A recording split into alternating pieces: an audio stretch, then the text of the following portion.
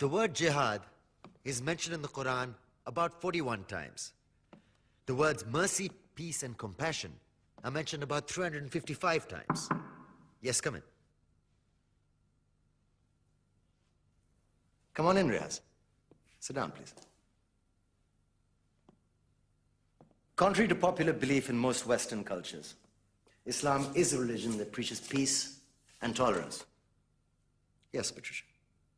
If Islam truly is a religion that preaches peace, then how come the world's most troubled spots, the West Bank, Afghanistan, Pakistan, Iraq, they're all plagued with Islamic terrorism? Well, that depends on your definition of terrorism. Some might argue that the U.S. invasions of countries like Iraq and Afghanistan are also acts of terrorism. Those were acts of war to get rid of despotic regimes. Or a means of getting at a country's oil.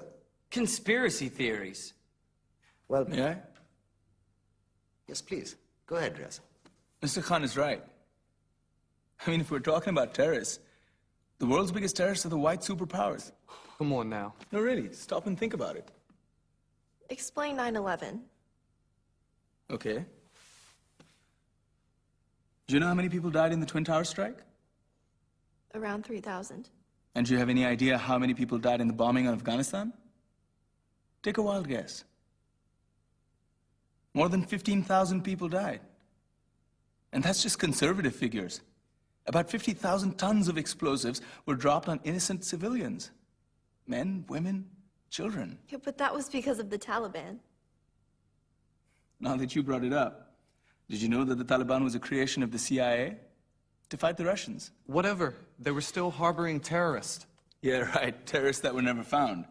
Just like the weapons of mass destruction that were never found in Iraq. Do you want to get into the death toll in Iraq? 500,000 civilians and counting. And what do Britain and America say when they don't find these weapons? It's simple. They just say sorry. And still refuse to relinquish control of these countries. What are you trying to say? What I'm trying to say is that just because you're American, wear a fancy suit, and call yourself the president, doesn't make you any less of a terrorist. I'm saying that if you don't stop meddling in other people's countries, you will face a backlash. If Muslims like you feel that way, then why don't you get out of our country? We will. As soon as you promise to leave ours.